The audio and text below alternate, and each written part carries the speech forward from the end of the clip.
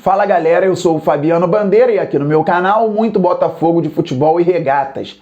Um papelão completo o Botafogo fez em Natal, desde a chegada dos jogadores ao aeroporto, passando pelo jogo, ABC 1, Botafogo 1, derrota do Botafogo nos pênaltis e eliminação na Copa do Brasil, até o debate de alguns jogadores com os torcedores no pós-jogo.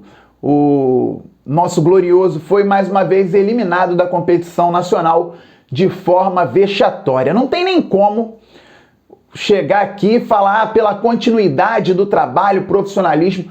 Sou adepto do profissionalismo, sou adepto da continuidade do trabalho quando vejo no início algo que dá esperança. Mas se alguém chegar aí e colocar fora a chamusca, eu não tenho nem como rebater.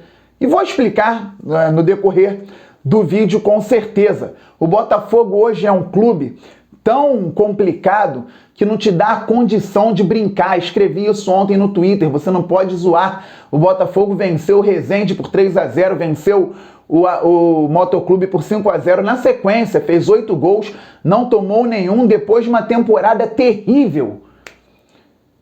E a gente brincou, tô chamuscado, tô frisado, tô isso, tô aquilo, musiquinha pra lá e pra cá, pra descontrair mesmo, pra brincar.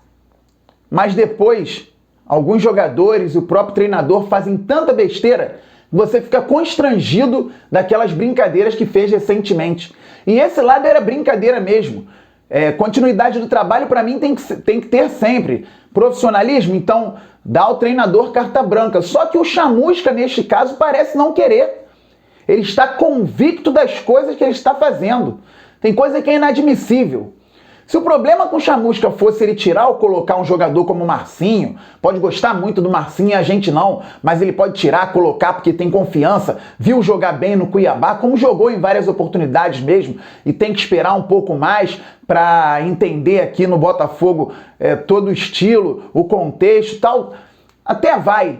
Agora, quando o PV, um garoto da base, toma posição na lateral esquerda, joga a bola demais e perde a posição para uma contratação pedida pelo Chamusca, que não foi bem nem no clube anterior, na temporada anterior.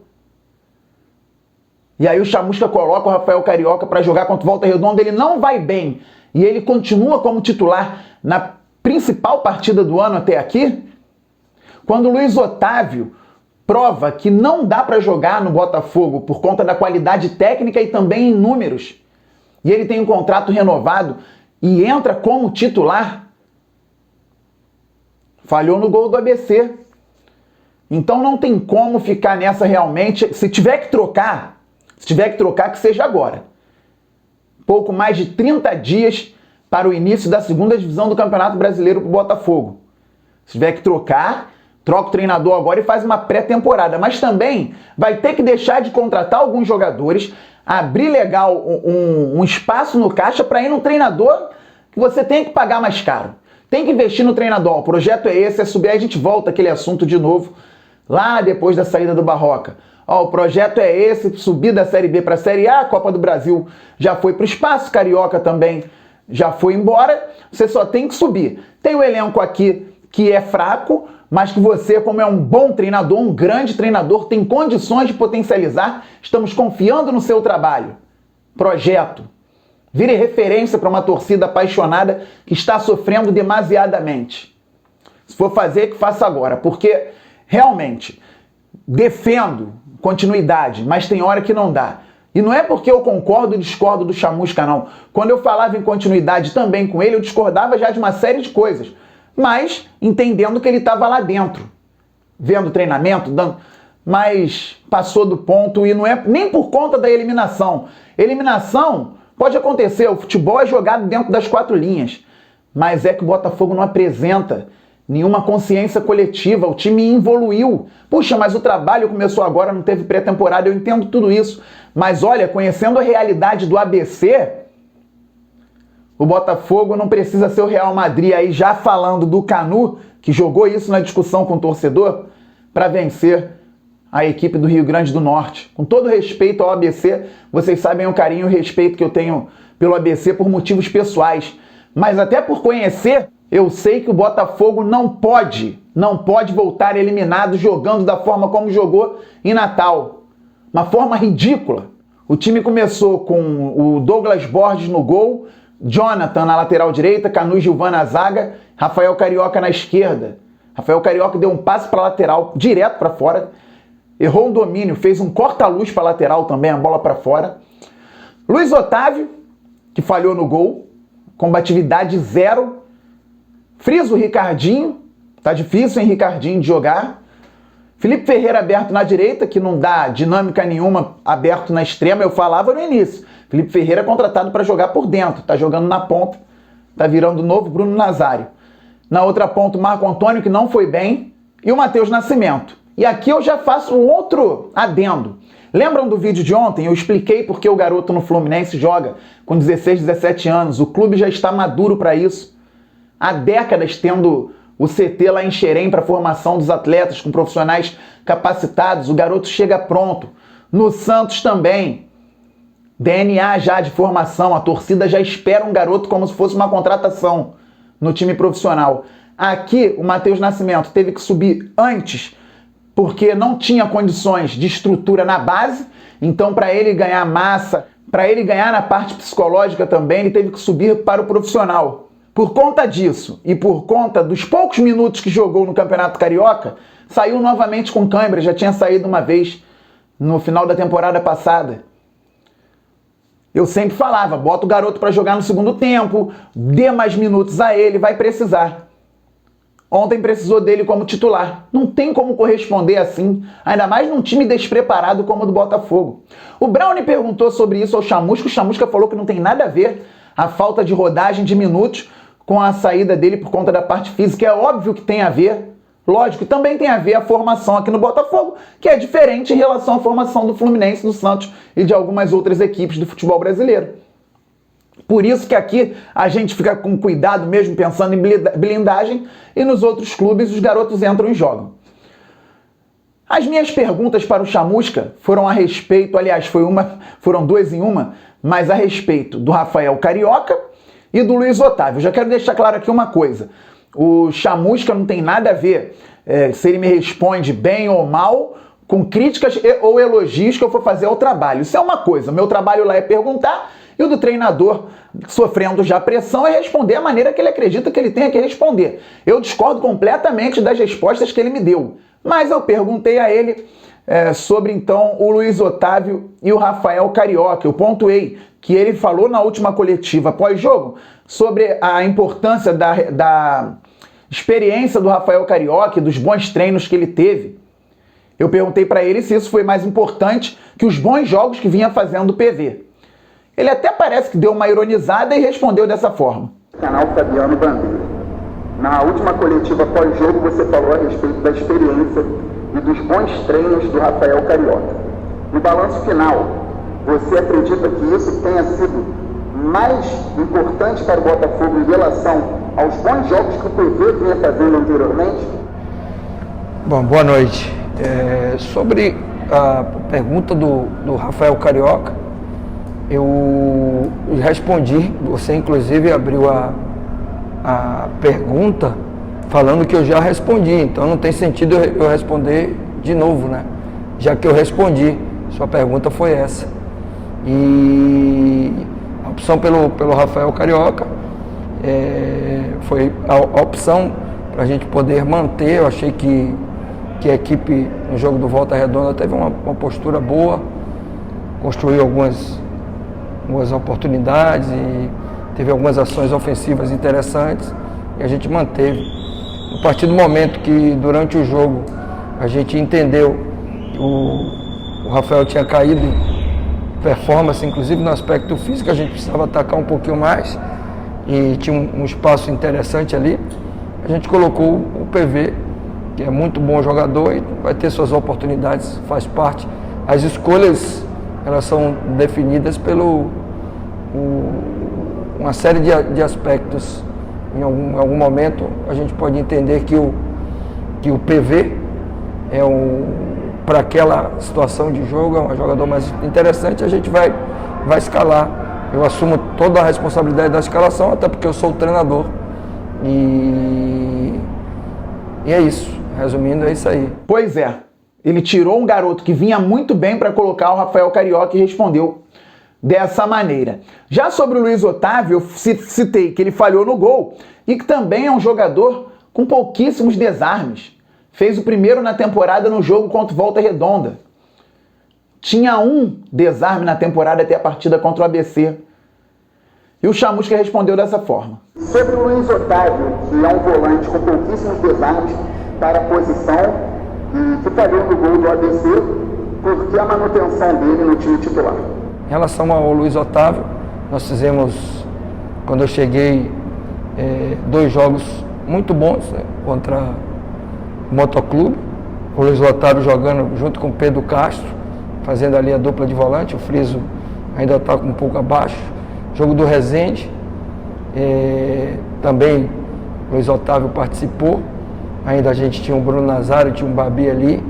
Fez um jogo consistente, um jogo equilibrado. No jogo de sábado, deu um equilíbrio maior no aspecto defensivo, já que a gente sofreu muito nos 2 últimos jogos, tanto o jogo da Portuguesa como o jogo do Madureira. A gente achou interessante pelos jogos que o Luiz Otávio tinha feito. Quando eu cheguei aqui no início, ele ficou 10, 12 dias aí parado por um problema médico, mas o jogador já estava apto, vinha treinando, e eu entendi que seria interessante a gente voltar com o Luiz Otávio. E de maneira nenhuma a gente pode responsabilizar e jogar tudo nas costas do atleta, porque em uma jogada decisiva, ele perdeu a bola na entrada da área, na dividida, e o ABC acabou fazendo o gol.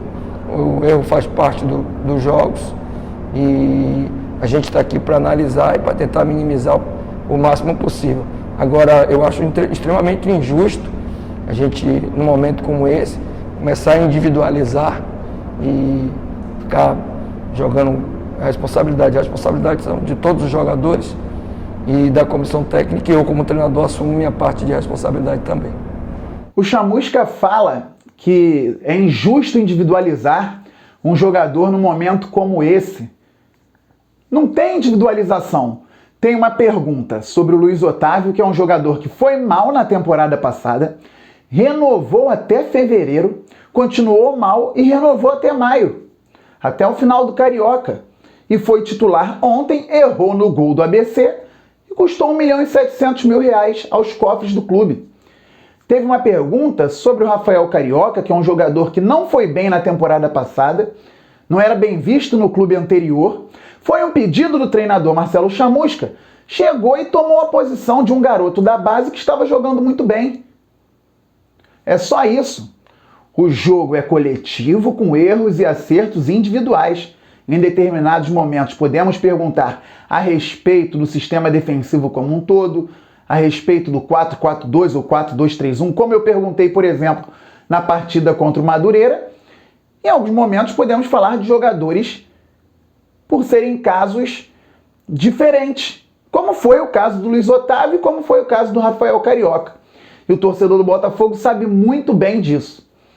Então, o Botafogo precisa melhorar muito dentro de campo e precisa melhorar muito também fora de campo. O clube tem que ter um direcionamento. Eu, sinceramente, estou esperando que, em algum momento, de alguma forma, o Botafogo receba um aporte financeiro muito grande, porque parece que mesmo com alguma tentativa de profissionalização do clube, a torcida não vai ter paciência, porque não tem que ter meio. O Botafogo foi eliminado ontem pelo ABC de Natal, ano passado pelo Cuiabá, ano retrasado pelo Juventude.